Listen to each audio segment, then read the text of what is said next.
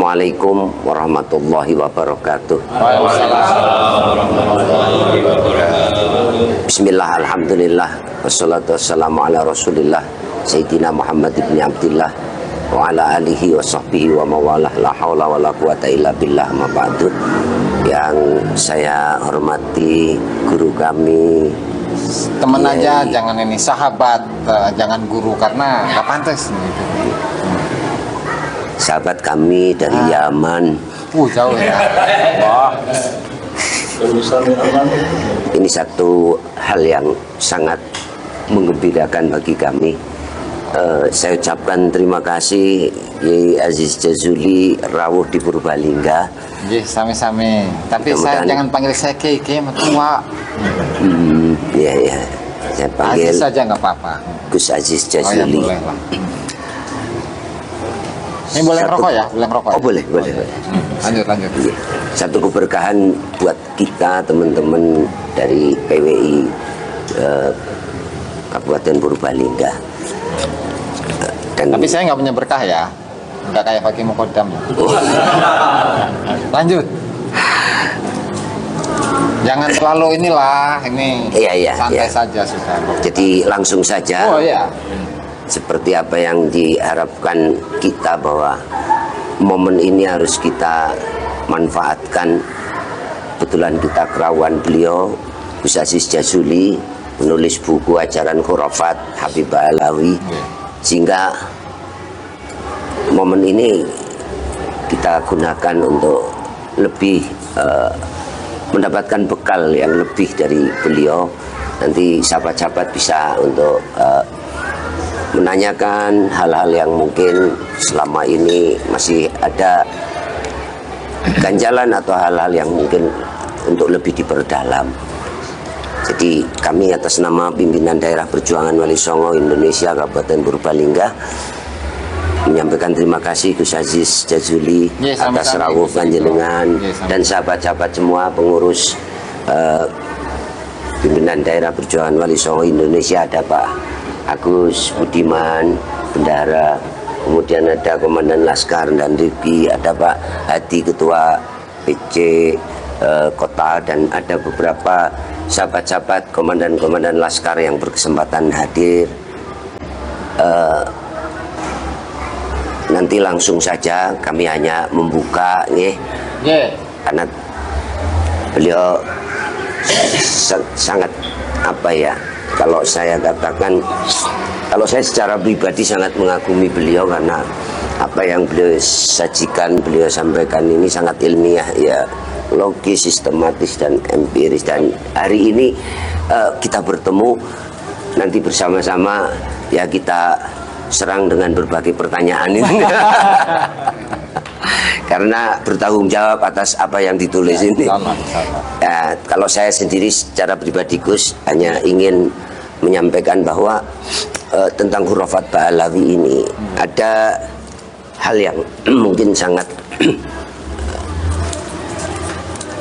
melukai akidah Ahlussunnah wal Jamaah, sehingga mungkin apa yang panjenengan tuliskan ini dari sekian banyak khurafat yang itu sudah dikonsumsi oleh masyarakat dan ini sangat membahayakan bagi akidah umat Islam ini, apa saja yang nanti mungkin apa ya perlu panjenengan jelaskan gitu lebih lanjut nanti teman-teman untuk menanyakan, karena ini menodai bukan hanya akidah tetapi juga sejarah. Jadi itu sementara yang bisa saya sampaikan, lebih lanjut nanti ada sahabat-sahabat yang akan melanjutkan.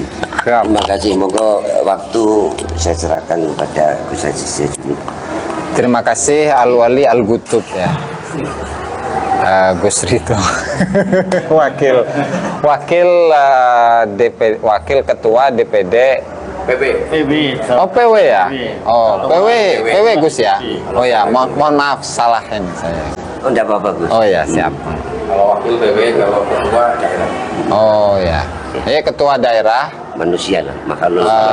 Wakil wilayah, wakil ketua wilayah Jawa Tengah, kemudian ketua DPD Purbalingga.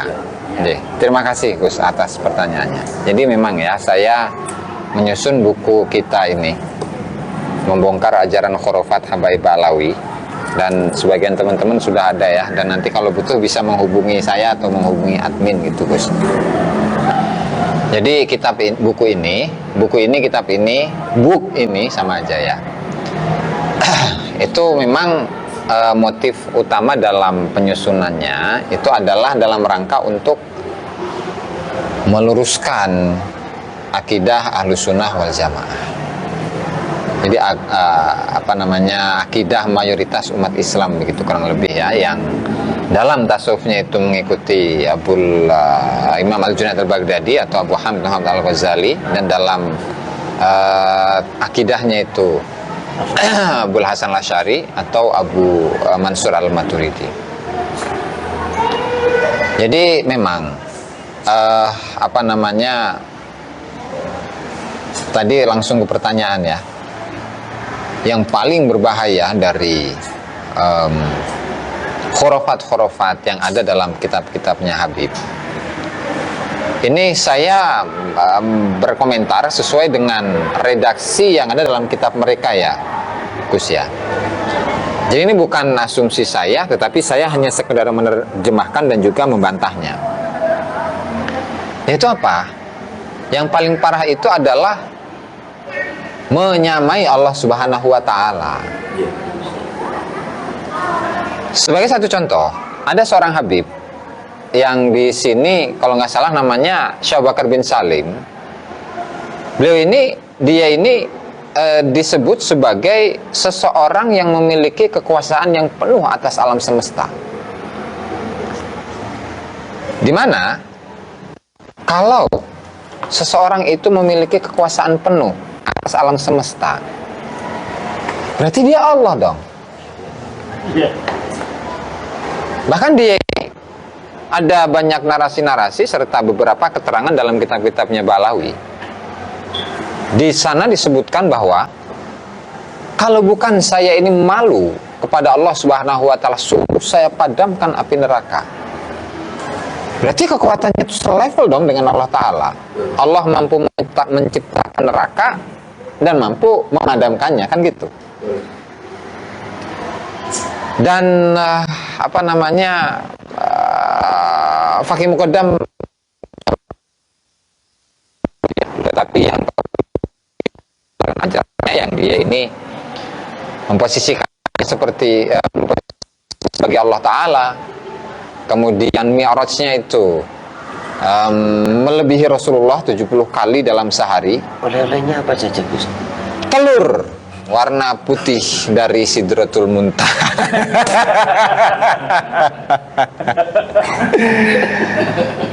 Dan kalau apa istilahnya, ketika kita itu menelaah banyak manakib atau biografi dari para ulama-ulama terdahulu ya, dimana kita mendapati mimpi Syekh Abdul Qadir mimpi, kemudian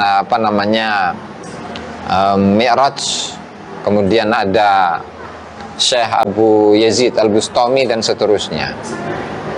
Bahkan ada satu, ini sama-sama mimpin ya, kita jadikan sebagai bahan perbandingan. Sama-sama mimpi.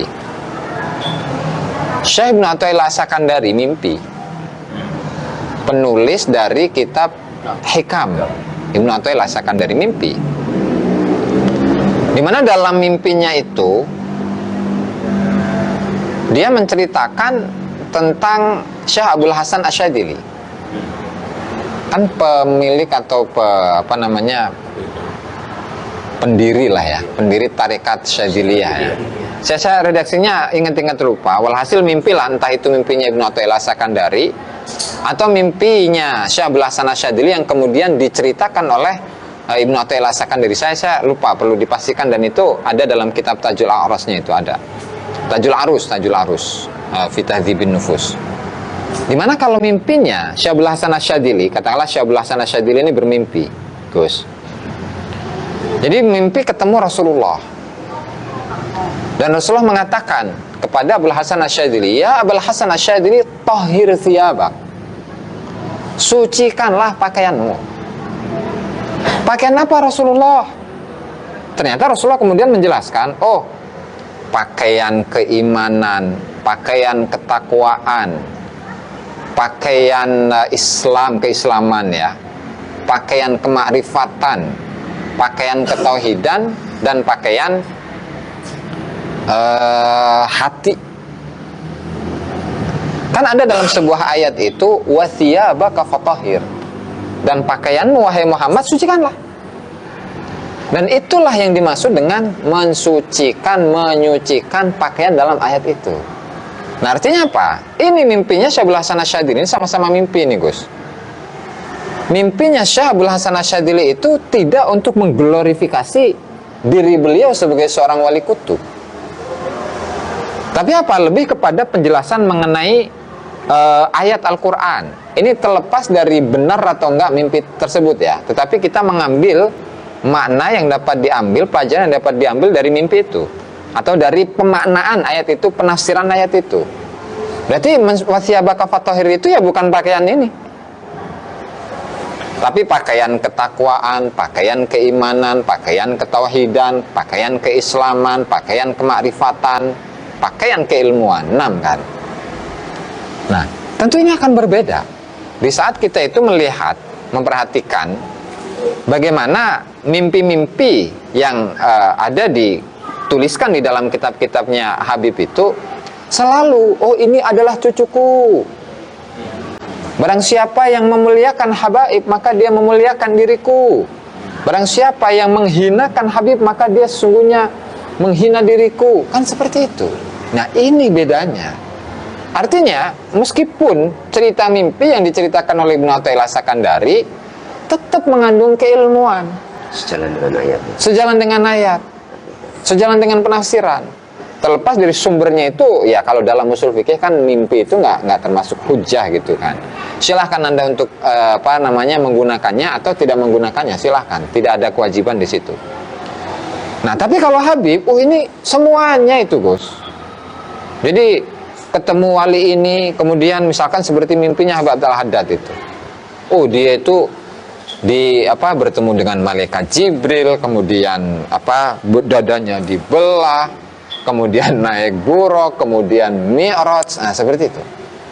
Berarti kan menyamakan antara posisinya Habib Abdul Haddad dengan Rasulullah. Kalaulah Rasulullah melakukan mi'raj dengan kisah yang seperti itu, maka Habib itu pun juga melakukan hal yang sama.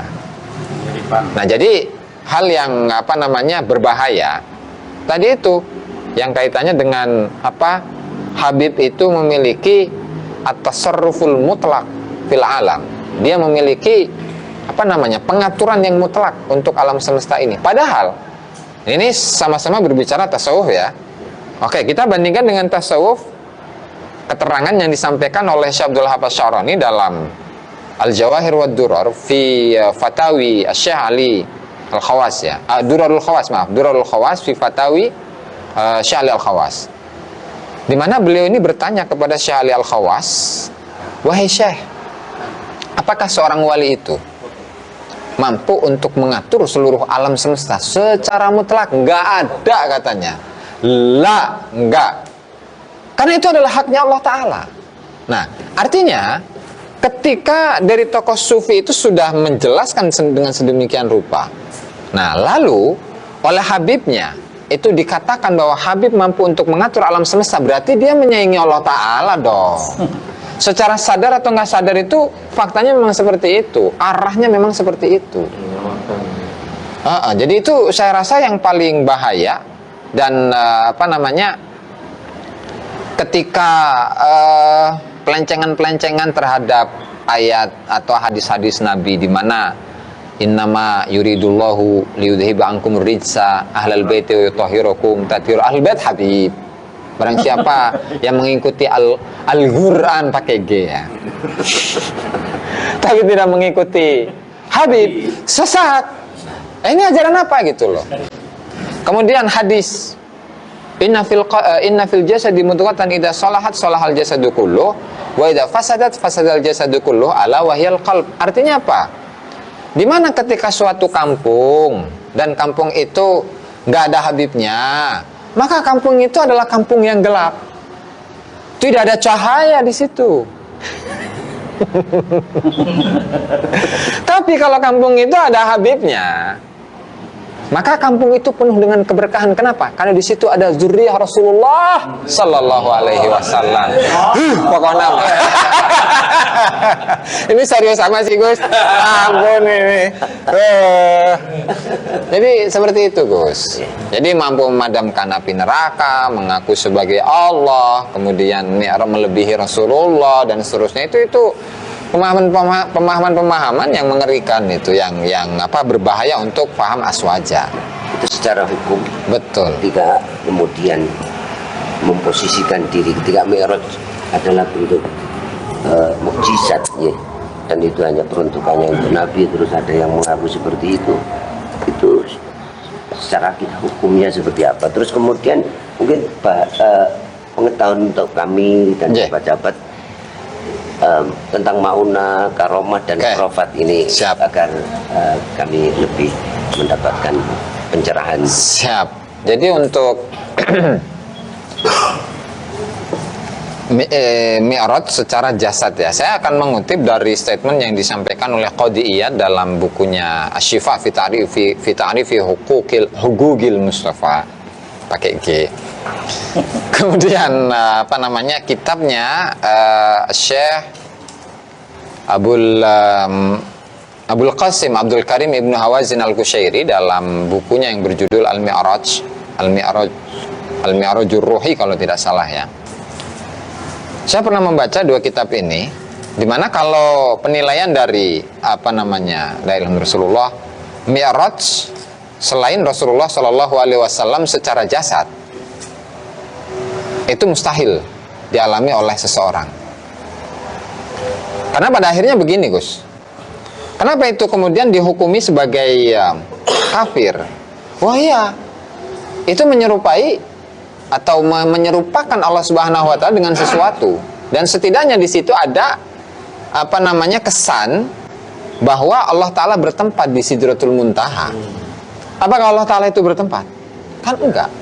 Kalau misalkan Sidratul Muntaha itu adalah tempat di mana Fagih Muqaddam itu Mi'raj ke situ kemudian sampai 70 kali dan pada akhirnya mendapatkan oleh-oleh berupa telur. Ini apa-apaan? Kalau telur emas Pak Gus, kalau telurnya adalah telur emas, ya dijual laku. Kemudian di tahun 1800-an, 1850 sampai 1900 awal, 20-30 gitu ya. Itu imigran-imigran Yaman, Hadramut ya, Tarim secara khusus nggak bakalan ke sini. Karena apa? Karena secara penelitian yang dilakukan oleh muridnya Snokhorgronya, ada seorang murid Snokhorgronya yang bernama Daniel van der Meulen. Oh, namanya susah itu Gus. Dia ini meneliti Hadramut dan dia menceritakan bagaimana kedekatan Belanda dengan Hadramut secara umum ya, dan Balawi secara khusus tentunya. Di mana nasib perekonomian Hadramut tergantung Nusantara. Kalau perekonomian di Nusantara bagus, di sana pesta-pesta Gus. Gitu. Sampai menina bobokan dengan iya, selalu jadi semacam cita-cita dari mereka itu adalah harapan mereka, anak-anak mereka itu harus pergi ke Nusantara, ke Asia Tenggara lah ya, ke Asia Tenggara.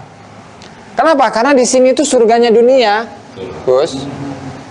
Jadi kalaulah perekonomian itu tergantung di Nusantara, kemudian juga sistem pendidikan yang berkembang di Hadramut itu tergantung di sini, karena mereka pun mengacu kepada Nusantara saat itu yang dikuasai oleh Belanda ya.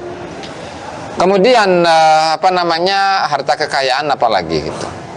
Kemudian tradisi dan seterusnya itu pun juga diambil dari sini.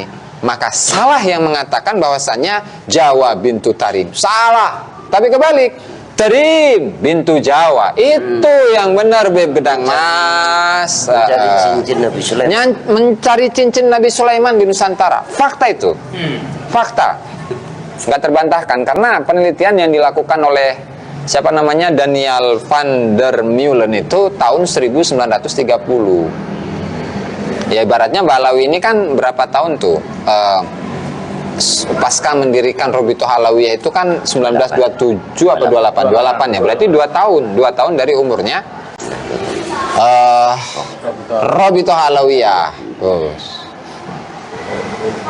Nah kemudian tadi pertanyaan yang berikutnya itu adalah apa sih yang membedakan antara khurafat, maunah, karomah. Jadi kalau maunah dulu ya, maunah itu adalah satu hal yang luar biasa yang dialami oleh orang muslim, yang tidak apa istilahnya, yang tidak terlihat kesolehannya, atau orang muslim biasalah yang memang dia itu kemudian diselamatkan oleh Allah Ta'ala misalkan dari musibah. Misalkan kayak kebakaran nih, ada satu gedung, satu rumah kebakaran, kemudian tiba-tiba di dalamnya itu ada bayi dan dalam keadaan selamat. Atau misalkan ada apa namanya tsunami misalkan. Nah tiba-tiba ada bayi yang masjid yang masih kokoh dan tidak ini sama sekali. Itu maunah. Maunah artinya pertolongan dari Allah Ta'ala. Yang itu tidak melulu yang mengalaminya adalah seorang wali.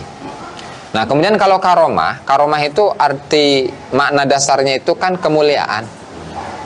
Kemuliaan yang bagaimana? Yang Allah Ta'ala berikan kepada para kekasih-kekasihnya.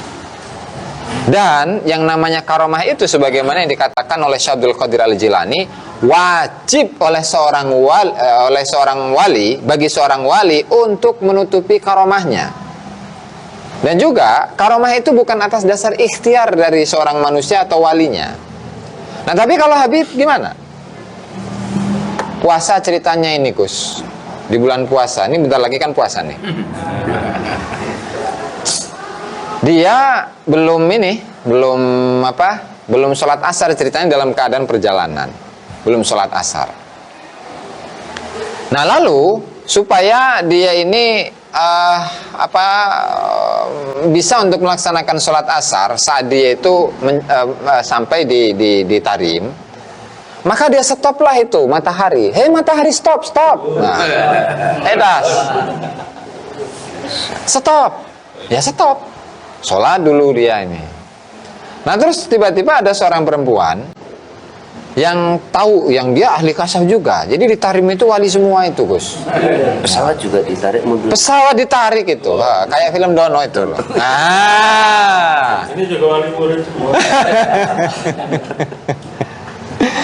ada perempuan yang ahli kasyaf dari warga Tarim ini, kata mereka, kata kitabnya gitu kan, ada di Tadhkirun Nas itu ada. Hei Fulan, katanya, udah lepaskan mataharinya, karena kami ini sedang puasa dan kami ini ingin segera, sudah lapar dan kami ini ingin segera berbuka puasa. Kamu jangan nyiksa kami mentang-mentang kamu wali kemudian menyetop matahari, lalu kamu itu apa istilahnya menganggap remeh kami yang sedang berpuasa ini. Jangan begitu wali. Nah itu contohnya. Belum lagi yang jalan-jalan di surga dan seterusnya ya. Allah. Nah di mana di sini kenapa tidak dimasukkan dalam kategori karomah? Lah yang itu cuma bikinan kayak cerita Doraemon, Gus. Masya Allah, Superman, Batman, X-Men dan seterusnya itu, Gus. Nah itu jadi kalau karomah ya misalkan seperti karomah karomahnya siapa ya? Banyak sih karomah sebenarnya. Misalkan karomahnya Syekh Abdul Qadir Jailani, saya nggak hafal amat ya. Melempar sendal itu ya, bakiak. Nah, ya meskipun ini dalam pandangan pribadi saya ya, saat saya ini menelaah banyak buku-buku, kitab-kitab, karya-karya dari Syekh Abdul Qadir Jailani itu sepi dari karomah itu. Artinya sama sekali dalam pengajian-pengajian beliau tidak menceritakan sedikit pun tentang karomah beliau. Mentok kayak gini yang ada dalam kitab Futuhul Ghaib itu. Kalau saya mau, maka akan saya bukakan apa yang tertulis di jidat-jidat kalian ini. Jadi misalkan, namanya kita manusia biasa ya, butuh duit nggak Gus? Iya. Kebutuhan banyak, segala macam. Jadi saat kita ibadah, saat kita zikir kepada Allah Ta'ala, yang diingat itu bukan Allah Ta'ala. Duit. Itu bisa diketahui oleh Syekh Abdul Qadir. Jangan beliau tidak ngumbar gitu loh. Hei kamu fulan, kamu itu nyembah duit melulu, lagi zikir, lagi ibadah, duit melulu yang disebut, yang diingat-ingat. Enggak kayak gitu. Syekh Abdul Qadir hanya redaksi seperti tadi itu, sekelumit itu. Yang kalau saya mau, saya akan bacakan kepada kalian apa saja yang tertulis di jidat-jidat kalian. Cuman gitu-gitu doang, Gus. Jadi nggak yang seperti membangkitkan orang mati, membangkitkan ayam dan seterusnya. Saya bukan anti karomah ya. Saya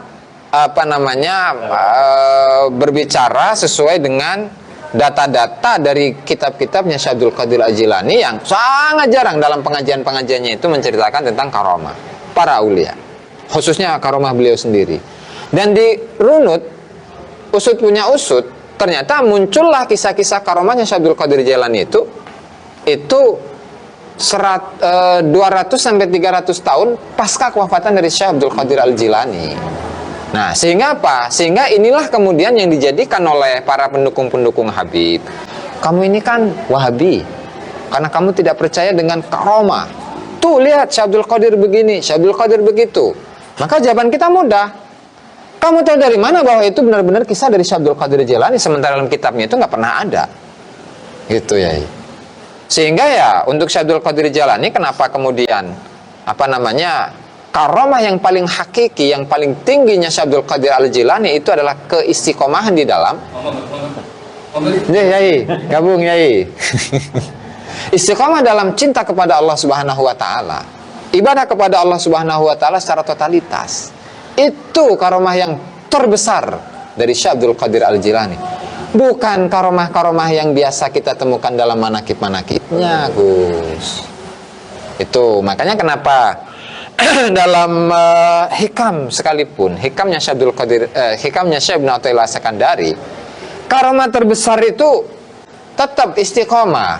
Makanya dalam sebuah redaksi hikamnya Ibnu Athaillah As-Sakandari, rubbama razaqal karamata man lam takmul lahul istiqomah. Barangkali, seringkali bahkan Allah Ta'ala itu memberikan karomah. Karomah dengan definisi kemuliaan, karunia yang Allah Ta'ala berikan kepada kekasihnya gitu ya. Rubbama razaqal karamata. Seringkali Allah Ta'ala itu memberikan rizki berbentuk karomah kepada siapa?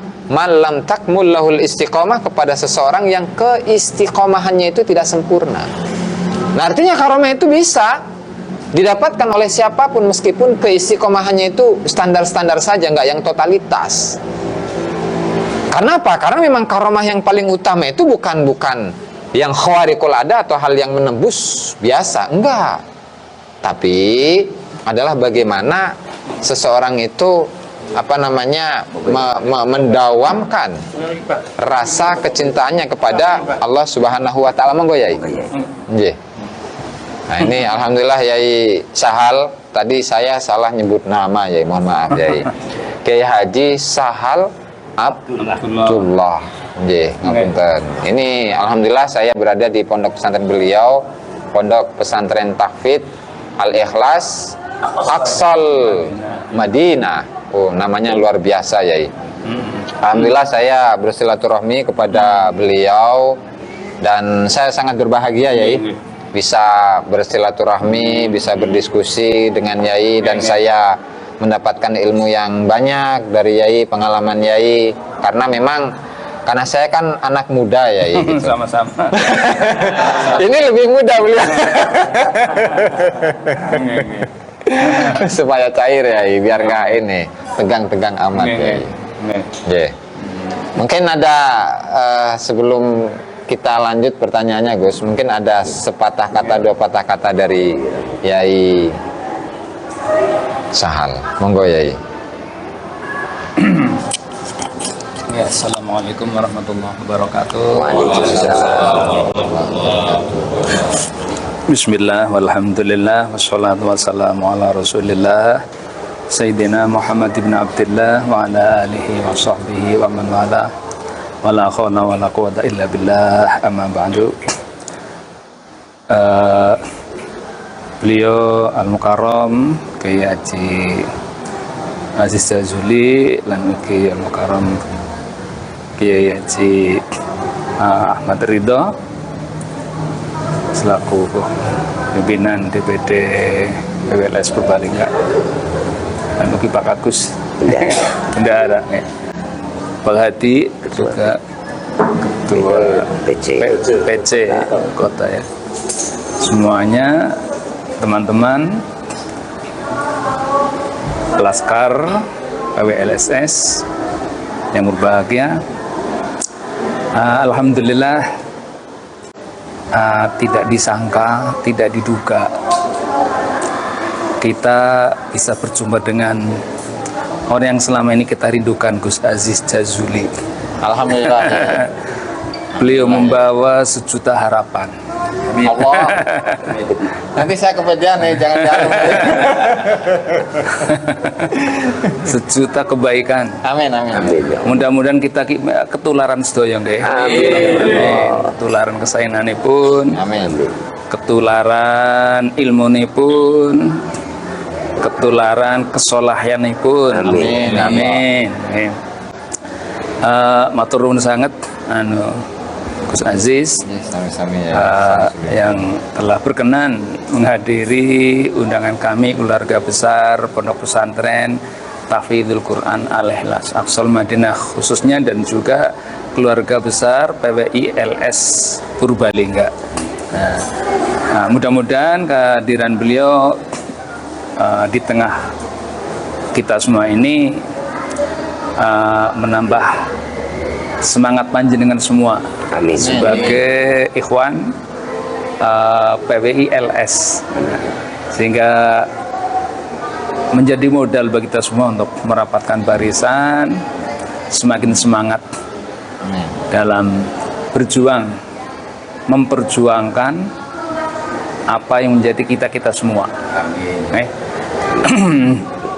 Dan siang hari ini kita bisa langsung berwawancara, audiensi audiensi dengan beliau ya. Cangkruan ya, biar santai gitu ya kesannya ya.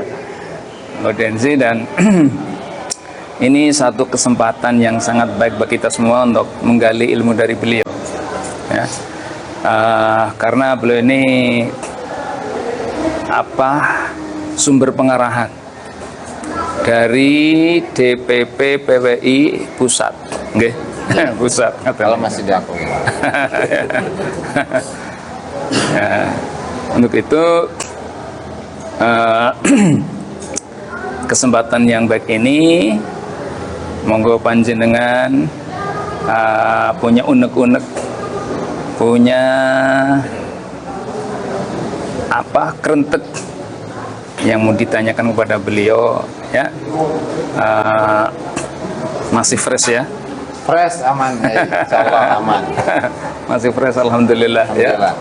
ya. Iya, masih siap ya. Siap ya, Ngeladeni. Insyaallah ya. Seberapapun banyaknya. Insyaallah, asal jangan disuruh mikul ya. Oh iya. Oh iya. Ya kita harus menyerahkan tugas sesuai dengan keahliannya. Oke, ini.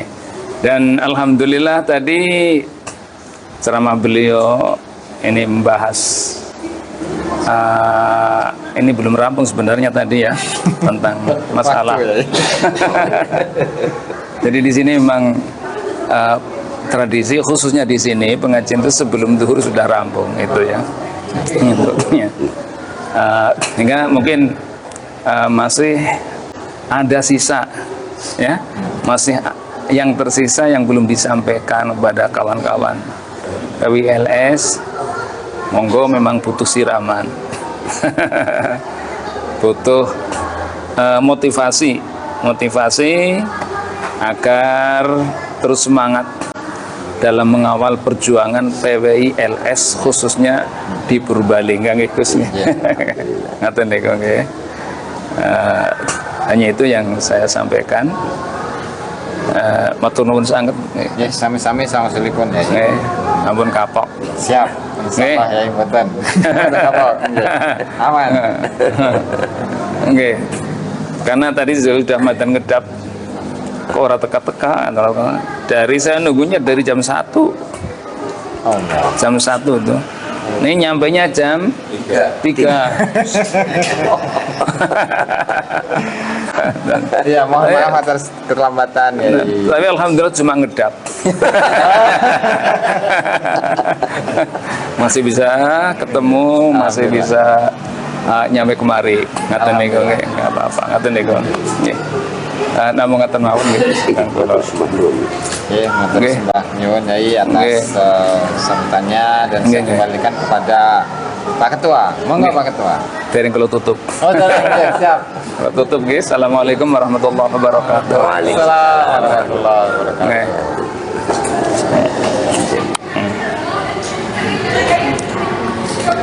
Semoga untuk selanjutnya dari sahabat-sahabat ada Pak Agus dan komandan-komandan laskar yang kesempatan hadir. Monggo. Pak Ketua. Bisa menanyakan lebih lanjut. Monggo Pak. Assalamualaikum warahmatullahi wabarakatuh. Waalaikumsalam warahmatullahi wabarakatuh. Bismillah, alhamdulillah, wala hawla wala quwata illa billah, amma ba'du. Yang sangat saya hormati, saya cintai, saya kangeni Gus Aziz Jazuli ini. Jadi alhamdulillah pada kesempatan siang hari ini kita bisa bertemu beliau. Kita ingin sekali ada hal yang memang perlu kita tanyakan karena mudah-mudahan beliau itu ada sanad keilmuan dari Sayyidina Ali sehingga menjadi salah satu sumber ilmu bagi kita semua. Ini Gus, saya ingin nanya ini Gus. Biar ini kan teman-teman laskar semua pada tahu. Kebetulan wali santri Nggih, genderaken Pak nggih. Ini Gus, saya ingin ini mumpung ada beberapa laskar ini. Jadi kan saya terus terang mengikuti podcastnya Gus Aziz sama Ki Nur Ihya. Justru buku itu saya dapat dari ngerti pertama dari Ki Nur Ihya. Ya, jadi di situ membedah sekitar 400 hurufat yang 455 hurufat yang menurut Ki Nur Ihya itu pasti lebih banyak lagi, dan itu beliau bilangnya begitu. Nah, kami ini terus terang gini Gus, satu kita tahu semua bahwa Gus Aziz Jazuli itu mutahorijin dari Yaman, dan beliau itu muridnya Habib. Jadi jadi kami justru kalau menurut Ki Nur Ihya itu jangan-jangan Gus Aziz ini salah satu orang yang diselundupkan gitu ya. Untuk biar ngerti kehidupan Habib yang memang tanda kutip banyak terjadi penyimpangan. Tapi saya tadi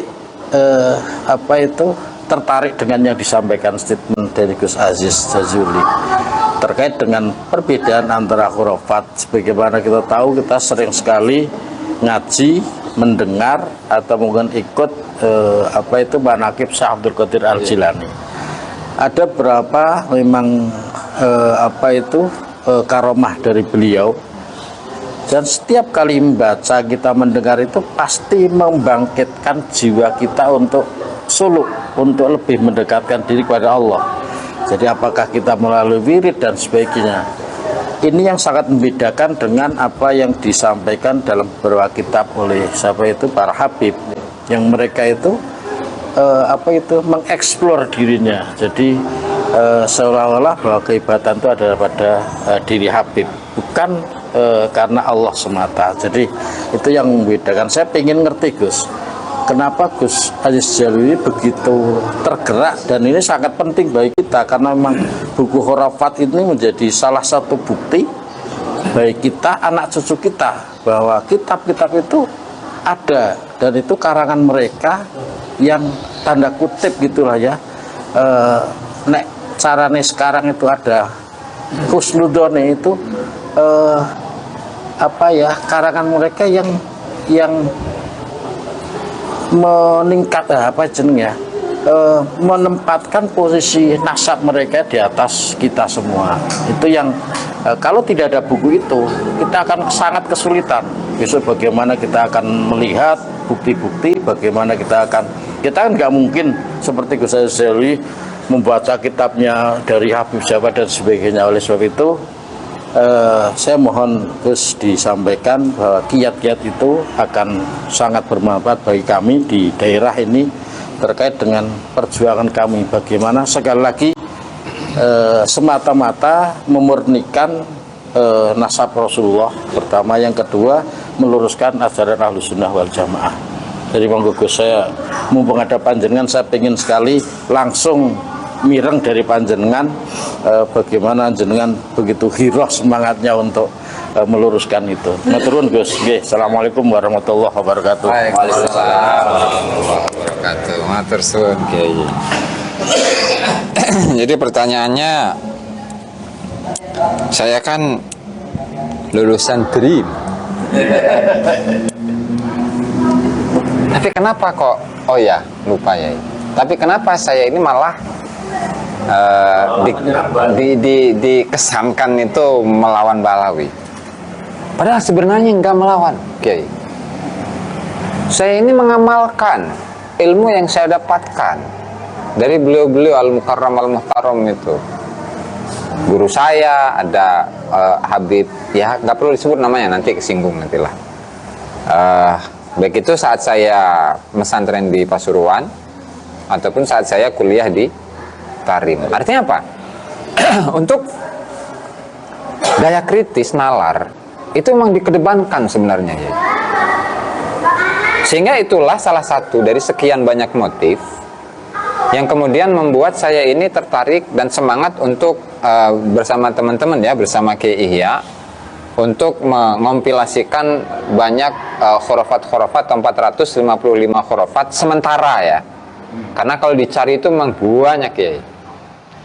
Dan untuk motif yang berikutnya atau motivasi yang berikutnya yang membuat saya ini tertarik atau semangat untuk mendokumentasikan itu semua.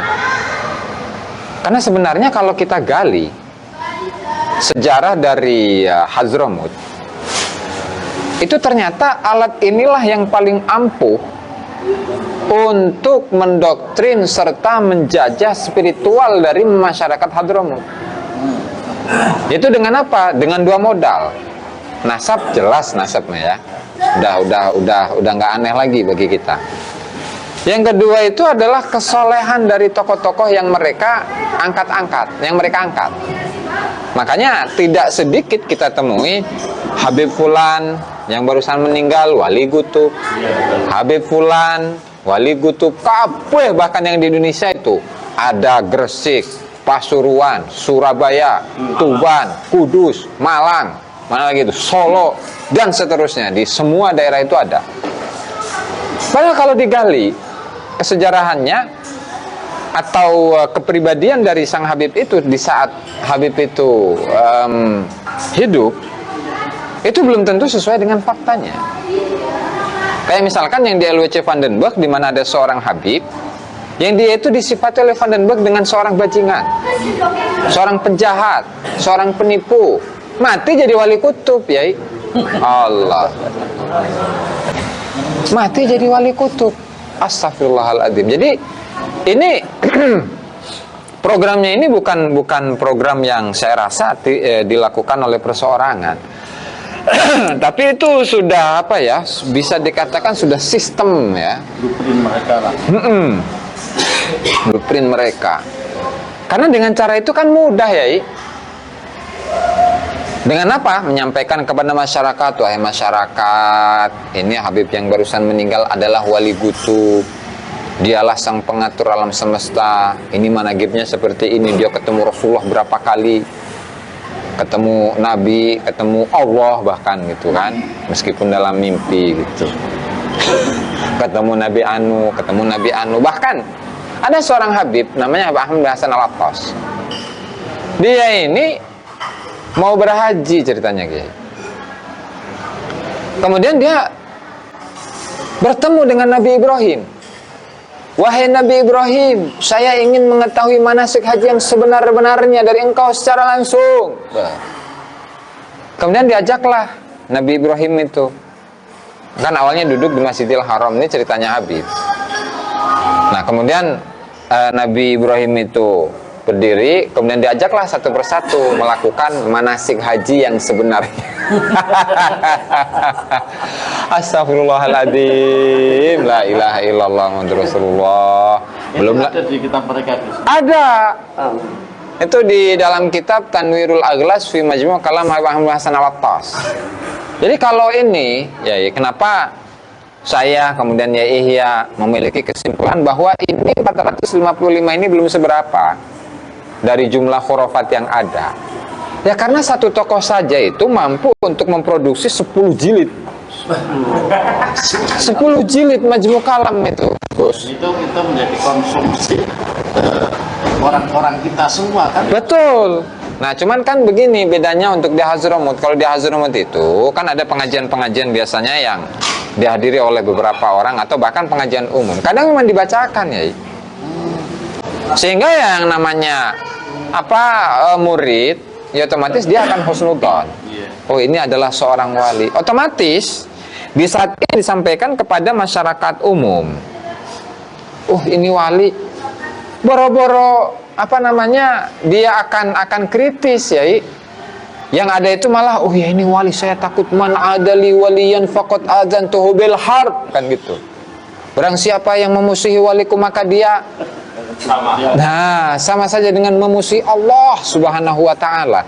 Karena itu melulu senjata yang digunakan itu ya. Padahal yang namanya wali, katakanlah begini. Ketika seorang wali ya dari kalangan Habib yang misalkan seperti Umar Muhdor misalkan ya. Ada seseorang yang melakukan kesalahan kepada Umar Muhdor. Sampai Umar Muhdor marah. Nah, lalu orang yang dibenci atau dimarahi oleh Umar Muhdor ini akan mati. Maksimalnya 3 hari setelah itu akan mati. Wali. Padahal yang namanya wali itu kan para penerus perjuangan Rasulullah. Kalau Rasulullah itu menebarkan rahmah, welas asih, kasih sayang, manfaat untuk umat, kenapa ini wali malah membunuh orang? Ini kalau dikaitkan dengan dakwahnya Rasulullah udah sama sekali nggak nyambung ya. Makanya umat Islam ini, khususnya masyarakat Indonesia, masyarakat Nusantara harus cerdas, harus kritis. Karena tidak semua yang diceritakan sebagai karomah itu benar-benar karomah. Bahkan seringnya, khususnya yang ada dalam kitab-kitabnya Habib itu, di saat mereka cerita karomah, maka hakikatnya itu adalah khurafah. Sering. Dan itu kopas sebenarnya. Jadi misalkan seperti mujizatnya Nabi Musa kemudian dikopas oleh mereka. Kayak statement yang dinisbatkan kepada Syekh Abdul Qadir Al-Jilani, qadami ala raqabati atau qadamayya ala raqabati kulli waliyin lillah. Kan ada statement di manakib-manakib itu kan.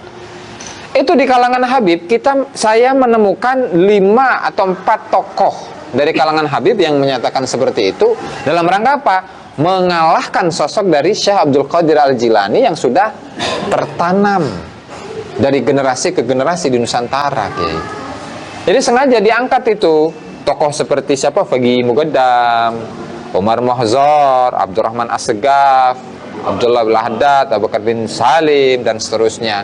Itu semuanya diangkat dalam rangka apa? Untuk menggeserkan eksistensi dari Syekh Abdul Qadir Al-Jilani. Disadari atau tidak, faktanya seperti itu. Kemudian kita lihatlah bagaimana di saat ada kiai misalkan yang sudah meninggal kemudian dikenal sebagai wali, itu akan dijadikan sebagai apa? Sebagai tidak hanya itu, tapi dijadikan sebagai legitimasi, apalagi misalkan ada dokumentasi foto itu ya. Tuh lihat tuh, Wali anu Fulan bin Fulan Al Fulani itu mengakui Habib. Kalau memang dia itu bukan duriyah Nabi, maka nggak mungkin dong foto bareng. Jadi logika-logika seperti ini yang sering kita dapati. Betul. Narasi-narasi itu yang sering kali diangkat oleh Ba'lawinya atau para pendukung Ba'lawi. Saya rasa cukup jawabannya ya. Mungkin yang lain, monggo dari teman-teman silahkan.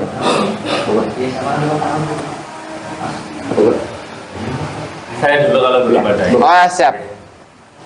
Assalamualaikum warahmatullahi wabarakatuh. Waalaikumsalam warahmatullahi wabarakatuh. Panganan terus kalau Komandan Laskar dari Kecamatan Siap. Pembersari. Kedengaran kayaknya sini. Iya. Saya sedikit pengen cerita Gus terkait situasi hari ini, yang mana sebenarnya saya sendiri mengalami kejanggalan jauh sebelum polemik nasab.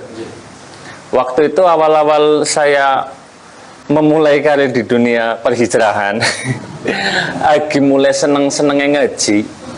Kebetulan beberapa kawan saya yang waktu itu dekat dengan kalangan mereka, habaib. Kalau saya sendiri alhamdulillah dari awal cara bahasa Jawa ini ditelikuri neng kiai. Telikuri ngerti mboten?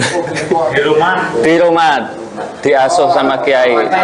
Iya, diopeni teng kiai yang dimana waktu itu inten amalan di pondok tersebut adalah manaqib. Karena kebetulan saya punya teman dan saudara yang notabene dekat dengan kelompok mereka, kita kalau ketemu sharing rutinan kegiatan. Singkat cerita, saya pun tidak ada masalah ketika saya harus ikut kegiatan mereka. Di kemudian hari saya pun kepengen sekedar jajal sih kok melu rutinan ini nyong manaqib. Dan waktu itu yang saya rasakan ketika saya mengajak orang-orang yang notabene dekat dengan kelompok mereka ikut manaqib, saat itu juga rasanya tambah nggak seperti manaqib di saat mereka orang nggak datang.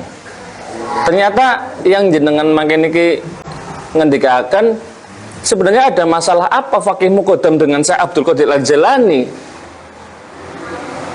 Sindrom panggungnya ataupun carane kecemburuan sosialnya begitu besar ya.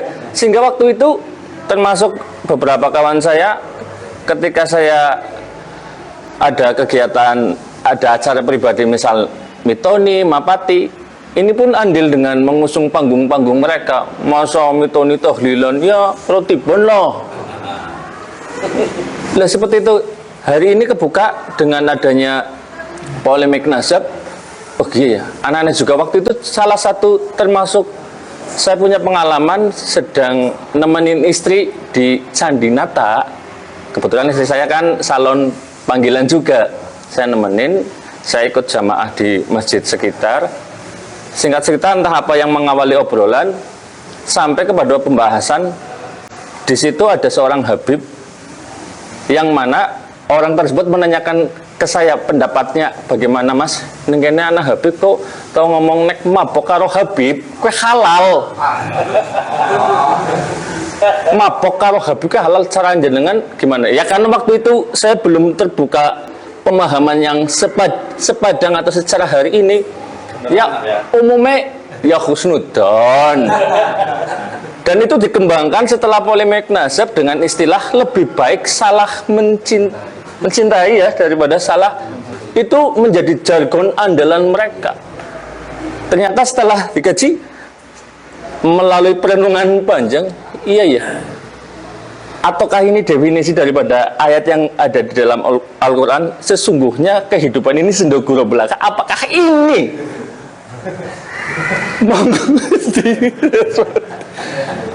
Emang boleh segelepehan itu? Termasuk menurut saya secara pribadi ada keparahan yang tingkat akut sekelas tokoh-tokoh yang notabene bahkan sekelas pengasuh pondok pesantren besar masih beraliansi atau masih terindikasi menjadi seorang Gibin pakai gibin. Sebenarnya secara pribadi kau ya anak wong model kaya ngono kuwi. Paling amat tapi respon nang situasinya alhamdulillah Gusti Allah duwe pemahaman sing padan bahwasanya menegaskan nek Habib itu benar-benar durian. Allah. Wajibat durian Yahudi lah. Astaga. Siap. Jadi pertama poinnya yang saya tangkap ya, antara Fakih Muqaddam dengan Syekh Abdul Qadir Al-Jilani. Kan kalau Syekh Abdul Qadir dikenal di mana-mana. Mau itu dari Maroko, Afrika, Arab, Persia, Turki, Syria, Arab Saudi, bahkan Ibnu Taimiyah, tak Kiai. Ibnu Taimiyah itu punya syarah atas kitabnya Syekh Abdul Qadir Jailani yang berjudul Futuhul Ghaib. Artinya apa? Syekh Abdul Qadir Jailani itu bisa dikatakan sebagai sosok yang sempurna gitu. Karena apa? Seolah-olah nggak punya celah sedikit pun itu, Mas. Nah, sehingga karena Balawi ini ingin ini asumsi saya ya, ingin menggeserkan nama besar dari Syekh Abdul Qadir Al-Jilani, sehingga mereka bikin tokoh-tokoh itulah. Ada Fakih Muqaddam, ada Syekh Bakar bin Salim, Ali Drus, Al-Adni, As-Segaf, dan seterusnya dan seterusnya. Artinya ketika tokoh-tokoh yang mereka miliki itu begitu banyak, apalagi hanya untuk mengalahkan Syekh Abdul Qadir Al-Jilani, ya itu kan mudah. Artinya ini mudah disampaikan, diungkapkan pada kalangan masyarakat umum. Nah, tetapi yang membuat janggalnya itu, masyarakat sampai saat ini masih mahabbah kok ke Syekh Abdul Qadir Jilani kayaknya. Jadi semacam ada dendam pengaruh gitu. Jadi kan sezaman mah enggak gitu. Sezaman mah enggak, jauh, tahun 500-an mana ada Fakih Muqaddam. Fakih Muqaddam ya fiktif. Nah. Kemudian dari sisi keilmuan lengkap kan Syekh Abdul Qadir Jailani itu kan. Beliau ya ahli fikih. Kemudian punya periwayatan hadis. Kemudian tokoh yang historis, catatan sezamannya ada, bahkan murid-murid dari Syekh Abdul Qadir Jailani jadi ulama-ulama besar seperti Ibnu Qudamah Al-Maqdisi itu muridnya Syekh Abdul Qadir Jailani. Kemudian Ahmad Ar-Rifai itu pun muridnya Syekh Abdul Qadir Jailani. Abu Madian itu pun muridnya Syekh Abdul Qadir Al-Jilani. Nah, sehingga dengan banyak unsur yang ada dalam diri Syekh Abdul Qadir Al-Jilani itu dikerahkan, diupayakan dengan sedemikian rupa untuk menggeser itu semua. Jadi jangankan Syekh Abdul Qadir Jailani, selevel dari Imam Syafi'i, Madzhabul Arba'ah, Imam Malik, Abu Hanifah, Imam Ahmad bin Hanbal, itu loh nggak ada apa-apanya kalau dibandingkan dengan seorang Habib Ahmad bin Zain Al-Habsyi itu. Ada kitabnya ngomong seperti itu. Nah, artinya apa? Kalau memang Habibnya itu adalah seorang mujtahid, udah bikin madhab sendiri, nggak usah ikut-ikutan madhab Syafi'i. Kemudian akidahnya udah akidah Fakih Muqaddam saja sudah. Tasawufnya tasawuf Fakih Muqaddam. Kalau masyhur di dunia itu. Masyhur di dunia dan masyhur di katanya kalau masyhur di. Jadi kalau Fakih Muqaddam itu, Gus, itu masyhur fil akhirah. Kalau Syekh Abdul Qadir Al-Jilani itu masyhur populer di dunia. Terus yang bisa memverifikasi kemasyhuran seseorang di akhirat itu siapa? Ngukurnya bagaimana? Emang boleh seperti itu? Statementnya begitu. Statementnya memang ya seperti itu, bisa dibilang rata-rata seperti itu, Mas. Kemudian poin yang berikutnya ya, kalau ada seseorang yang mabuk dengan Habib, nah itu nggak boleh, itu halal ya, itu halal. Ya karena memang habaib. Inna sada al-abi alawi mutahharun. Ampun. Mereka itu orang-orang yang disucikan. Bahkan ketika ada seseorang yang secara zahirnya itu bajingan misalkan ya, penjahat, residivis, ternyata di batinnya itu Hello Kitty, pink. Itu. Artinya apa? Doktrin-doktrin ini sudah disampaikan. Doktrin ini sudah disampaikan, sudah disuarakan oleh kanon balai dalam kitab-kitab mereka, yang kemudian ini tentu khususnya di kalangan internal mereka sendiri ya, itu sudah tertanam mulai dari semenjak kecil. Makanya kenapa ada tuh kan salah satu Gus atau Ustadz yang dari Tulungagung itu ya, yang saat podcast dengan Kiai Ihya itu kan bercerita, dia mulai dari kecil kan selalu bersinggungan dengan Habib dan tahulah tingkah laku mereka seperti apa, kemudian dari sisi keilmuannya, keagamannya seperti apa. Tapi kesimpulannya itu bahwa kalau Habib mau semaksiat apapun aman, nggak usah takut neraka. Kenapa? Karena neraka itu milik datu saya. Bisa dipadamkan. Pasti masuk surga karena kami adalah zuriyah Rasulullah. Pret. Jadi gitu, Mas. Jadi di kitabnya ada, kemudian penafsiran ayatnya, tokohnya ada kan, orangnya ada. Nah, ditambah lagi bahwa cara inilah yang paling mudah, sekali lagi saya tekankan, cara ini yang paling mudah untuk menjajah spiritual bangsa Indonesia. Penggoblokan massal bahasa kasarnya mah. Pripun Kiai. Kenapa mereka bisa membuat skenario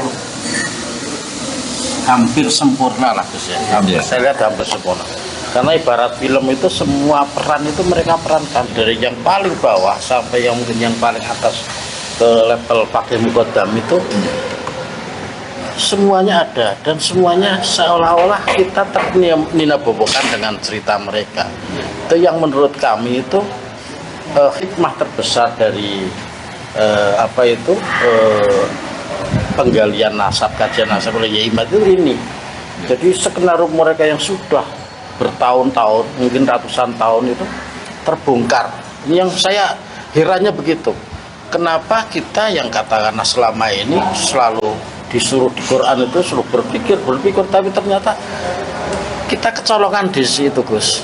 Ya mohon maaf Gus ya. Jadi inilah yang menjadi tugas berat kita untuk mencerdaskan orang-orang kita yang memang sudah terlalu menjadi mungkin bin akut itu loh. Ini kan apapun kita sangat susah untuk masuk ke mereka. Nah, makanya saya sangat bahagia sekali dengan kesini itu bisa mencerahkan beberapa sisi yang memang menurut kami itu harus kita sampaikan ke orang-orang kita. Itu Gus yang memang menurut saya itu skenario mereka yang begitu menurut saya hampir sempurna lah ya, ini terbongkar oleh kajian nasab Yai Imad dan teman-teman. Ini menjadi suatu gerakan yang masif yang memang satu tujuan sebenarnya, satu untuk memurnikan nasab Kanjeng Nabi, yang kedua terkait dengan kebangsaan Gus. Karena kebangsaan kita sudah tergerogoti yang luar biasa. Sampai Indonesia Bintu Tarif dan sebagainya itu luar biasa. Makanya, ya kalau kita tidak punya semangat untuk bangkit ya repot kita. Makanya sekali lagi saya matur nuwun Gus atas rawuhnya panjenengan, pencerahan kepada kita semua. Gitu Gus. Matur nuwun. Siap. Jadi sebagai contoh itu saya itu sangat salut luar biasa itu Kiai dengan siapa namanya Al-Imam Al-Wali Al-Gutub. Waduh, Ali bin Abu Bakar As-Sakron itu salutnya gimana ya, dia bisa menyusun sebuah buku karangan di mana dia ciptakan itu sosok yang namanya Faqih Muqaddam, dia ciptakan sosok yang namanya Maulad Dawileh, sosok yang namanya Alwi Amul Faqih, Abdullah bin Alwi Ba'lawi, sosok yang namanya Al-Muhajir, sosok yang namanya Muhammad Shahib Mirbad dan seterusnya. Bahkan tidak hanya itu, sampai sosok Faqih Muqaddam itu dibikin dua tuh. dua sisi maksudnya ya. Yang satu sisi manakib, ya meskipun manakibnya tipis, pasti itu Gus. Kemudian yang kedua, itu sampai sanad khirqah, sanad tasawuf, bayangkan Kiai. Artinya dengan rancangan yang sedetail itu bisa dirancang oleh Ali bin Abu Bakar As-Sakran itu. Berarti luar biasa cerdas itu Kiai. Jadi sutradaranya itu ya ibaratnya. Sutradaranya Ali bin Abu Bakar As-Sakran. Jadi sampai dibikin sanad khirqahnya nyambung ke Abu Madyan. Khirqah itu tasawuf ya. Sanad tasawuf dan sanad tasawufnya sambung ke Abi Madyan, sambung ke Syekh Abdul Qadir Al-Jilani, kemudian ke tarikat-tarikat yang lain, begitu juga dengan sanad fikih, kemudian sanad yang berasal dari anak ke bapaknya, ke bapaknya, ke bapaknya, ke bapaknya, terus sampai kepada Rasulullah SAW. Kemudian juga bisa mencangkok gimana tokoh-tokoh yang ada di masa lalu itu ramu dengan sedemikian rupa agar seolah-olah logis. Jadi misalkan di Tarim itu ada tokoh Bamarwan. Bamarwan dijadikan guru Faqih Muqaddam. Ibnu Abil Haib, tokoh historis, itu dijadikan sosok gurunya Faqih Muqaddam. Kemudian misalkan seperti sosok terkenal di Mirbat atau di Dhofar di Oman yang namanya Muhammad bin Ali Al-Qalai, itu dijadikan murid dari kakeknya Faqih Muqaddam Muhammad Sahib Mirbat. Padahal kesejarahan dari kakeknya Faqih Muqaddam menurut versi Balawi tentunya ya, yang namanya Muhammad Sahib Mirbat, Muhammad bin Ali Sahib Mirbat, itu sejarahnya aja nyangkok.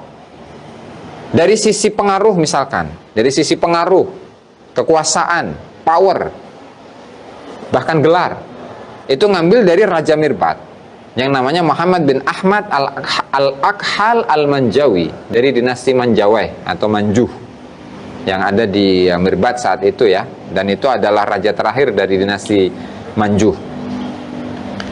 Artinya itu dicopot lagi, dicuri, diklaim bahwa Sahih Mirbat itu datuk kami, kata Ali As-Sakran gitu ya. Kemudian dari sisi keilmuannya, oh Masya Allah, Muhammad Sahih Mirbat adalah seorang imam. Dialah pertama kali tokoh yang menyebarkan madhab Syafi'i di Hadramut. Padahal itu adalah kesejarahan dari sosok Muhammad bin Ali Al-Qalai. Jadi apa bedanya dengan klaim-klaim yang dilakukan oleh Balawi di Nusantara? Terserah ini mau menganggap oknum atau mangga, oknum berjamaah, silahkan. Tapi faktanya kan seperti itu. Jadi yang mereka buat itu sejarah kemiripan itu betul, dicantol-cantolkan. Jadi seolah-olah itu logis gitu. Nyambung. Privilege.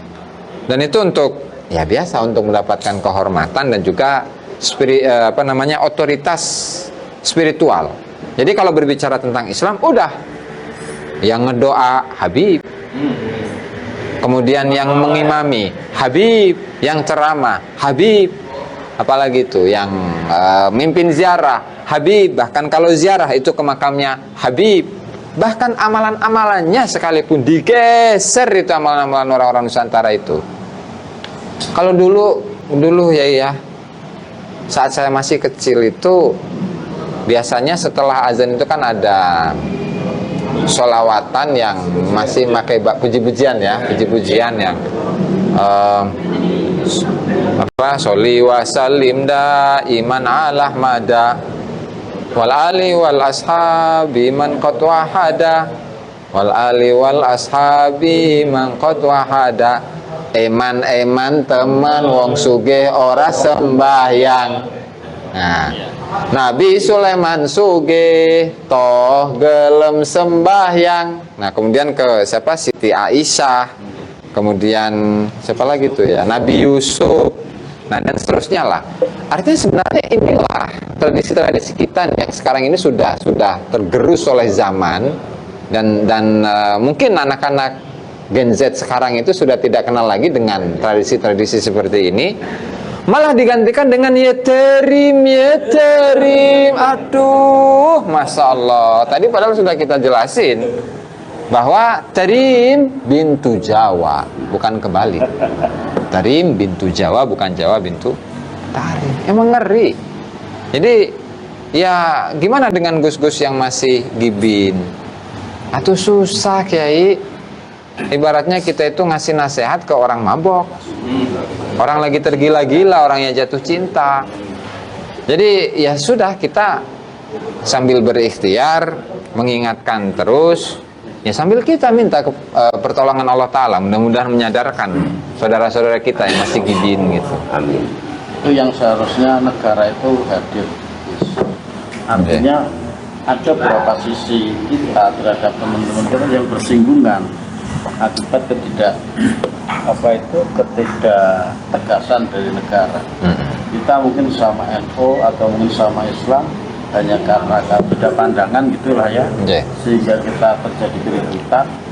Nah, sementara kita punya PBNU yang harusnya ada tempat untuk kita mengkaji itu. Terus negara memang harus hadir karena sudah terjadi degradasi terhadap hubul watan kita. Karena memang cerita-cerita khurafat yang mereka buat untuk kepentingan mereka, dan itu ada, yakinlah itu ada blueprint yang luar biasa yang harus kita sadari semua. Itu yang harusnya memang ketika sudah pada tataran itu negara harus hadir pada level apapun, pusat maupun daerah. Ini yang selama ini kita, ya terutama Gus Ridho sebagai ketua PW itu memang ya terus untuk mendekat bagaimana kita biar secara legalitas kita harus karena kita bernegara sekali harus ada, tapi gerak kita kan seperti tidak sendiri gitu loh, Gus. Karena kita memang bukan berjuang untuk perut kita, tapi untuk agama dan negara kita. Itu yang memang mungkin di daerah lain juga punya masalah yang hampir sama. Tapi bagaimana menyadarkan teman-teman kita, terutama keluarga kita, untuk memang harus betul-betul cerdas mensikapi khurafat para habaib itu. Jadi kalau saya boleh berpendapat, saya kalau kehadiran negara saya rasa itu nanti aja kalau sudah final itu. Kalau saya artinya apa? Ketika negara itu ngetok palu untuk mengesahkan suatu undang-undang atau apalah peraturan, ya kita tahu sendiri sih gimana kalau hukum berjalan lah. Ya artinya secara tertulis, iya tertulis seperti itu. Cuman di lapangan kan belum tentu, belum pasti. Nah lalu kemudian saya rasa masih perlu banyak penyadaran untuk masyarakat ya. Artinya kita jangan sampai lelah, karena ini perjuangan kita bukan untuk hanya saat ini saja, tapi saat ini pasti, kemudian masa depan anak cucu kita, bahkan sampai ratusan tahun ke depan. Nah ini kan harapan kita ini, supaya anak cucu kita, generasi penerus kita itu tidak dijajah lagi gitu. Kita sudah capek ibaratnya, Kiai, dihina-hinakan, direndah-rendah. Kiai-kiai kita lah, kalau saya direndahin itu nggak masalah, karena memang saya sudah hina ini kan. Kiai-kiai kita, ulama-ulama kita. Kemudian belum lagi tentang kuburan-kuburan palsu yang di atas namakan Habib, atau kuburan-kuburan keramat, kuburan-kuburan orang Nusantara, kiai Nusantara yang kemudian dihabibkan. Ya tadi ini proyek besar sebenarnya. Ya saya nggak tahu ya, nggak bisa menduga-duga ya. Kok mirip gitu yang terjadi dengan di Palestina. Kemudian di mana lagi tuh? Kalau di Amerika kan memang ada apa istilahnya tuh? Pemberantasan apa istilahnya itu? Genosida. Ada genosida kan di Amerika itu, suku apa itu? Apache itu apa itu? Apache ya. Sampai habis gitu kan, tidak tersisa. Nah, artinya apakah kita itu punya kekhawatiran ke sana atau enggak? Jangan-jangan nasib kita ke depan ini sama seperti yang di Amerika. Mudah-mudahan enggak. Kita harapannya seperti itu. Atau setidak-tidaknya terjadi seperti di Hadramut, di mana Hadramut dulu penuh dengan ulama-ulama yang memiliki keilmuan yang besar, memiliki pengaruh yang tinggi di kalangan ulama-ulama dunia, cuman terdegradasi oleh sejarah yang ditulis oleh Ba'lawi. Sehingga pada akhirnya di saat tahun 2010 itu ada sebuah perayaan berjudul Madinatut Tarim, Madinatut Thaqafah, atau Tarim Madinatut Thaqafah. Tarim ini adalah kota peradaban. Peradaban apa? Peradaban kuburan kah? Peradaban dalam menyembah kubur? Atau peradaban khurafat? Pernah ada. Itu saya masih Kiai, masih kuliah itu. Cuman saya kan nggak hadir di situ ya, karena emang nggak tahu menau, dan saya rasa itu nggak terlalu penting juga gitu kan, karena saya masih fokus dengan apa yang harus saya geluti gitu. Nah, artinya apa? Untuk di Tarim yang saat itu adalah kotanya para ulama, di saat digeser dengan tulisan-tulisan sejarahnya Ba'lawi, itu jadi kota khurafat ya. Sehingga ulama-ulama yang memiliki pengaruh, nah itu terkungkung, tersingkirkan oleh khurafat-khurafat yang ada dalam tulisan-tulisannya Ba'lawi. Enggak, ini di masa lalu maksudnya. Ya sekarang yang cuma penerusnya saja itu. Oh ya, masih ada. Saya nggak tahu apakah Ibu Umar itu mengisi acara tersebut atau enggak itu, Pak Agus. Jadi setidaknya ada di Hadramutnya ya, di Hadramutnya ada beberapa lah kelompok. Saya nggak tahu apakah itu kelompok besar atau kelompok kecil. Setidak-tidaknya ada beberapa tokoh-tokoh di Hadramut yang bersuara, yang memang tujuan mereka adalah ingin meluruskan sejarah Ba'lawi. Karena sejarah Hadramut, sejarah Hadramut. Karena sejarah mereka kan ibaratnya sudah dirubah, sudah dirusak selama 500 tahun. 500 tahun ini otomatis kan sudah mendarah daging. Di saat kita misalkan mengkritisi datuk mereka yang namanya Muhammad Shahih Mirbad sebagai sosok yang fiktif, itu geger itu senegara. Untuk Muhammad Shahih Mirbad itu di Oman, karena kesejarahannya diakui oleh negara. Nah, bisa kita bayangkan bagaimana tokoh-tokoh Habib di masa depan, yang kemudian ada misalkan 1-2 tokoh Habib yang ini Habibnya adalah yang memerintahkan atau memiliki jasa besar untuk mendorong Bung Karno untuk memproklamasikan kemerdekaan Indonesia. Coba kalau itu disahkan saja, kemudian lewat ratusan tahun dari pengesahan itu, sulit untuk meluruskan. Apakah kita mau ke depan itu Indonesia nasibnya seperti itu? Naudzubillah. Makanya kemarin sudah ada ulama yang memang ingin menggali ingin menjadi referensi dari kajian Yehimat tadi. Ya kan kemarin Yehimat ngendikan begitu. Keras. Jadi ulama di Yaman itu ingin menggali kajian Yehimat, mereka ingin meluruskan sejarah Yaman ternyata. Jadi itulah yang artinya Yamannya yang hampir sama dengan Indonesia. Jangan sampai kita nanti terlanjur punya sejarah yang dibelokkan oleh kaum Ba'lawi. Yang mudah-mudahan kita jangan sampai ke sana lah. Amin. Jadi ya kita sebagai generasi muda, saya pikir kita harus melek informasi, harus bisa mengkaji bagaimana tanda kutip itulah ya penyimpangan-penyimpangan yang sudah dilakukan oleh para Ba'lawi. Di shoot nggak ini? Nggak usah ya? Benar?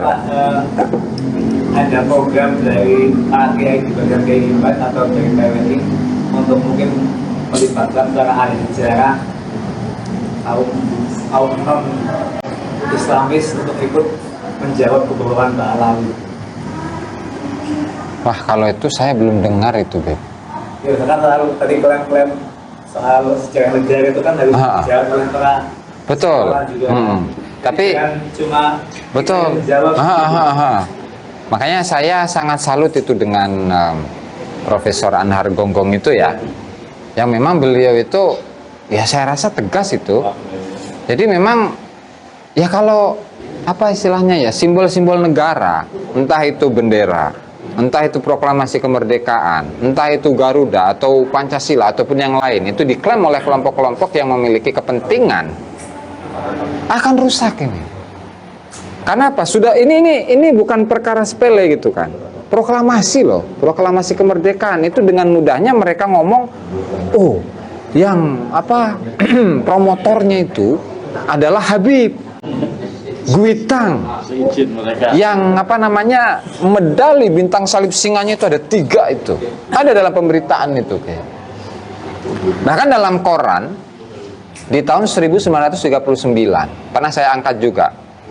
1939 tanggal 7 Agustus 1939 kan tanggal 5 2 hari sebelumnya itu Ratu Wilhelmina punya cucu nih lahir ceritanya Kiai, namanya Ratu Iren lahir. Nah lalu 2 hari setelah itu ada pemberitaan dalam surat kabarnya Belanda.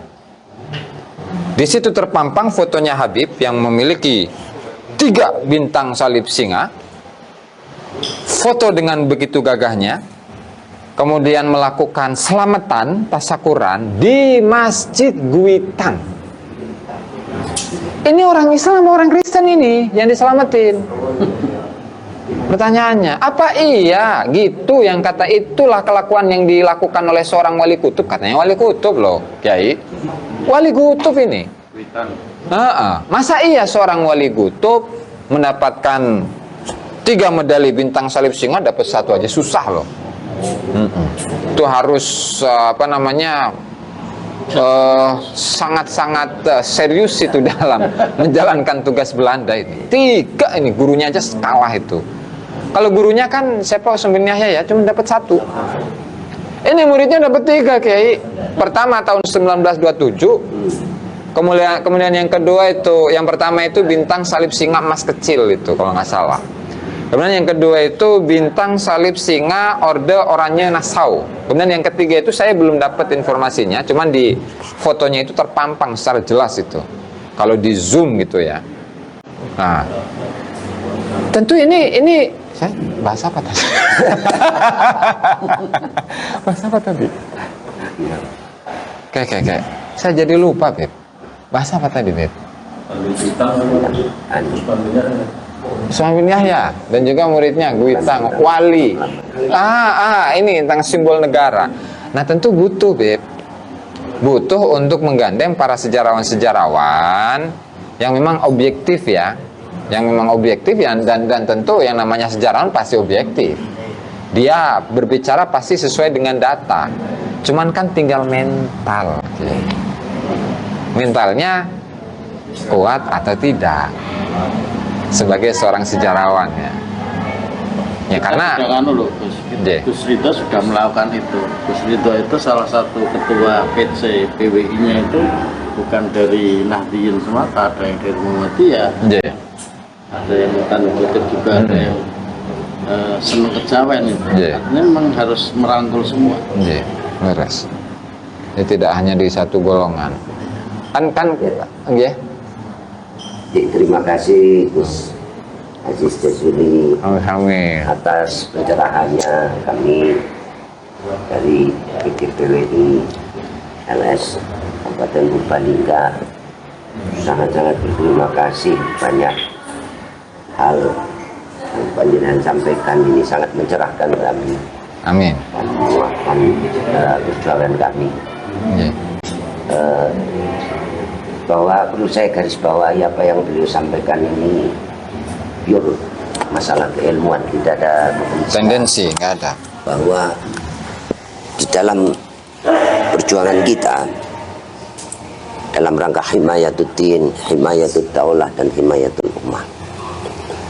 Jadi apa yang beliau tuliskan dan juga beliau sudah menyampaikan tadi apa yang ditulis oleh Kiai Imad dan juga sudah banyak diteliti oleh kiai-kiai bahwa secara ilmiah berdasarkan data pustaka baik kitab nasab, kitab sejarah, berdasarkan genetika, ternyata haplogrupnya juga tidak terkonfirmasi. Lalu kemudian dari Ki Alawi pernah menyampaikan dari tinjauan Rijalul Hadis itu tentang rijalnya, ketokohannya juga seperti yang disampaikan bahwa itu fiktif. Lalu kemudian kalau kita orang Jawa ya dengan kultur lah gitu, bahwa kalau jambu jatuh ya tidak jauh dari pohonnya, kecuali jambu dimakan codot gitu lah jauh gitu kan, gitu kan. Nah, bahwa disimpulkan tadi secara ilmiah tidak terkonfirmasi sebagai budaya Nabi, dan ini juga apa yang beliau sampaikan bekal bagi kita bahwa tentang hurufat pure ini masalah keilmuan, apa yang beliau kaji dari berbagai referensi kitab, bahwa dari kitab-kitab mereka itu beliau tadi menyampaikan bisa disimpulkan bahwa ini adalah ada upaya yang dilakukan untuk bukan sekedar melegitimasi tentang keberadaan mereka, tetapi ini bagian dari penjajahan spiritual. Nah, ini bukan masalah kebencian, sekali lagi bahwa ini pure keilmuan, bahwa sudah dikaji, diteliti oleh beliau. Ini mengingat masalah waktu Gus Nyun Sewu.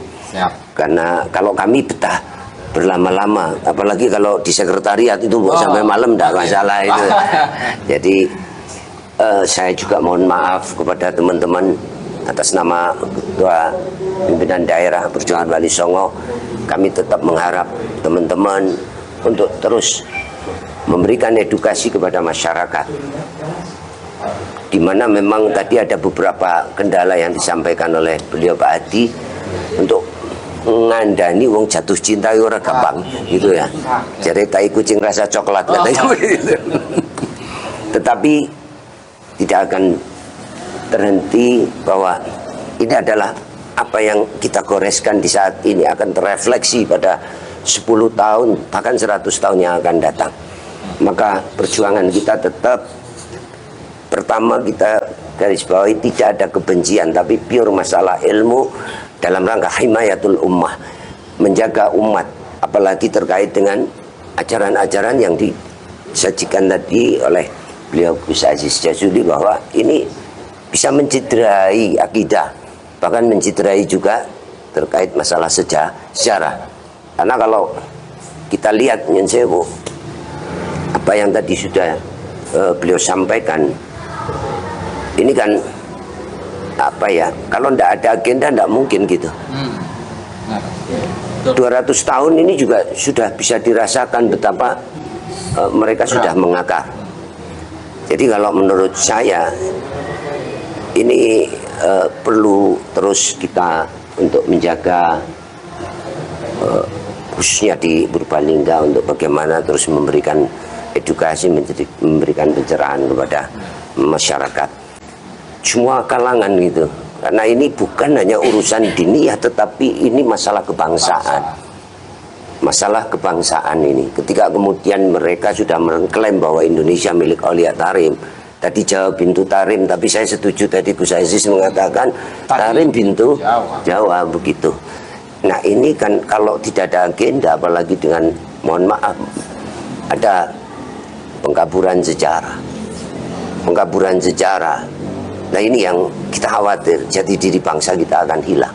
Maka harus tetap kita berikan informasi kepada masyarakat bahwa apa yang disampaikan ketika memang itu tidak ada fakta, maka kita harus berani untuk menyampaikan kebenaran.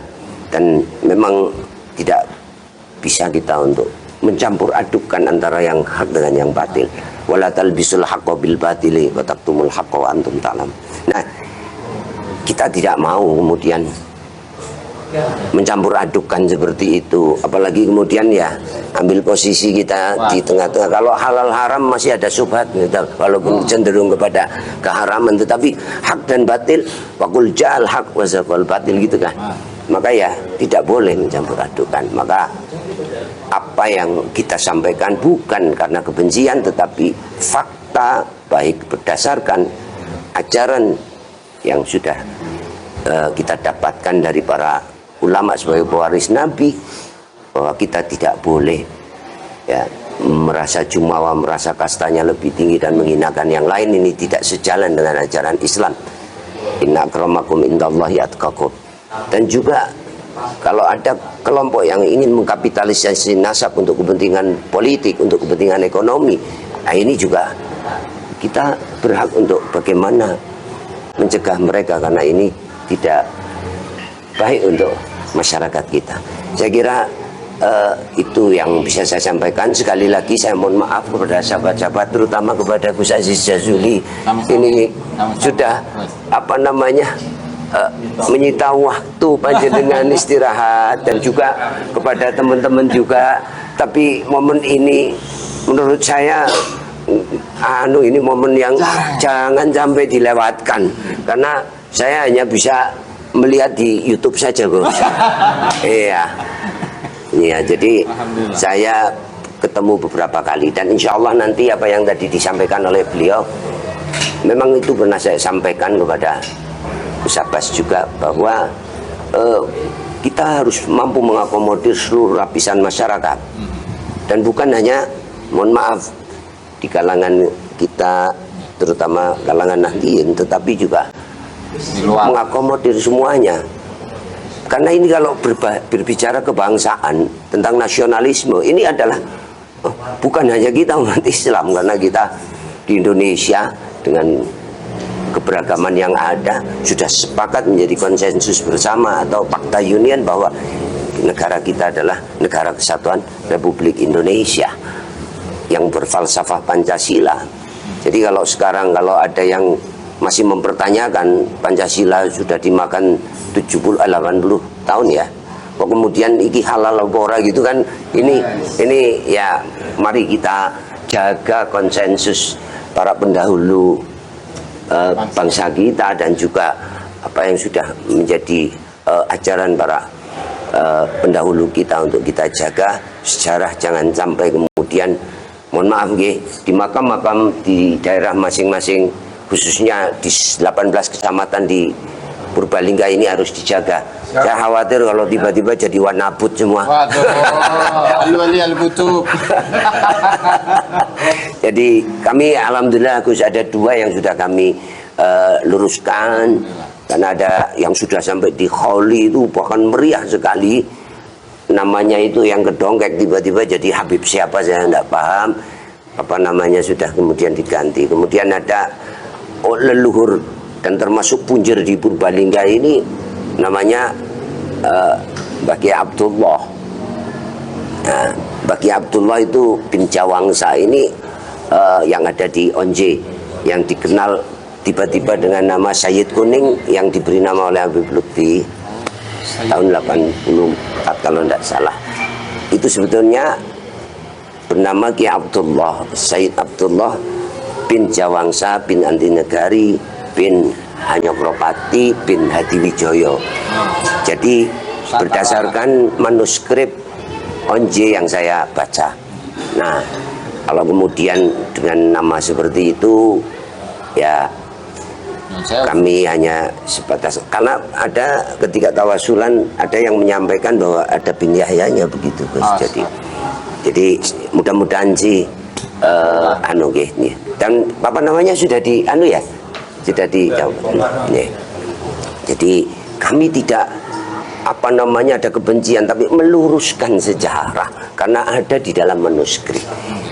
Barangkali itu untuk closing statement Gus Aziz Jazuli, monggo kami mohon untuk mengakhiri, tapi dari saya juga banyak hal yang kurang pas mungkin, dan tidak mboten meranani temu kali kanca-kanca, saya mohon dimaafkan terutama kepada beliau guru kami. Nggih.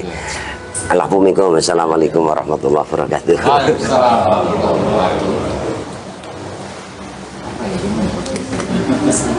Motivasi. Monggo Gus, untuk semangat.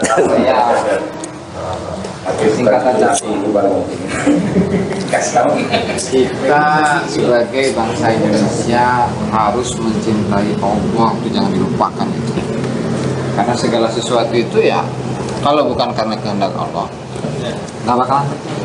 Mungkin bisa terjadinya apa namanya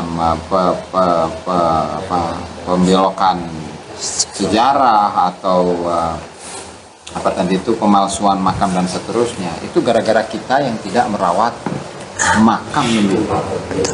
Jadi itu keteledoran kita sendiri. Jadi kita jangan apa namanya selalu menyalahkan orang lain. Betul. Dulu. Tapi kita salahkan diri, kita introspeksi diri dulu. Setelah introspeksi diri, oh iya ternyata kenapa itu bisa makam keramat Mbah Abdullah ya bisa menjadi Habib, itu mungkin orang-orang atau masyarakat di sini itu jarang-jarang ke sana, Kiai. Satu. Atau yang kedua, karena saking husnudzonnya kepada Habib. Sehingga apapun yang diucapkan oleh Habib itu ala lain waras, percaya gitu aja tanpa ada rasa curiga atau apa. Satu itu ya, cinta kepada Allah. Kedua, cinta kepada Rasulullah dengan memurnikan nasab ini dari para penggerogot nasab, para begal-begal nasab yang selalu teriak begal nasab, nggak tahu diri gitu kan. Dan apa namanya, ketiganya cinta tanah air pasti ya, dan itu kewajiban kita sebagai bangsa Indonesia, sebagai bukti kecintaan kita kepada Allah Ta'ala, kepada Rasulullah, dan kepada para leluhur kita mencintai tanah air kita. Kemudian yang keempat itu apa namanya, kayak Rasulullah saya jadi lupa. Yang keempat itu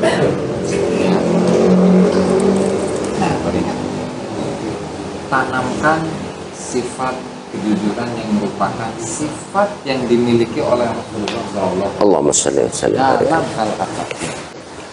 Kita berjuang. Ini kan kita ini selalu ngomongkan, saya ini berjuang untuk bangsa, untuk negara ini, estetik ini. Tapi kalau memang hati kita nggak jujur, itu dengan apa namanya memboncengi atau memanfaatkan wadah organisasi atau lembaga apapun lah yang kita ada di dalam demi untuk mendapatkan kepentingan materi, jangan sampai. Artinya kita ikhlas, ini semua adalah untuk Allah Ta'ala, dan Allah Ta'ala nanti akan membalas kita dengan balasan yang terbaik dari Allah Subhanahu wa Ta'ala. Wallahul muwaffiq ila aqwamit thoriq. Assalamualaikum warahmatullahi wabarakatuh. Waalaikumsalam warahmatullahi wabarakatuh.